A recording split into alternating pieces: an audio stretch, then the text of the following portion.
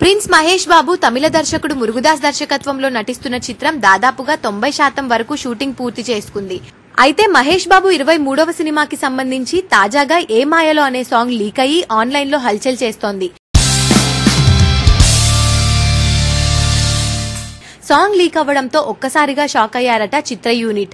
అసలు ఈ సాంగ్ ఎలా లీక్ అయిందనే విషయాన్ని కనుక్కునే పనిలో పడ్డారట మహేష్ బాబు, మురుగదాస్. ఈ సినిమాలో మహేష్ బాబు ఇంటెలిజెన్స్ ఆఫీసర్ గా నటిస్తున్నారు.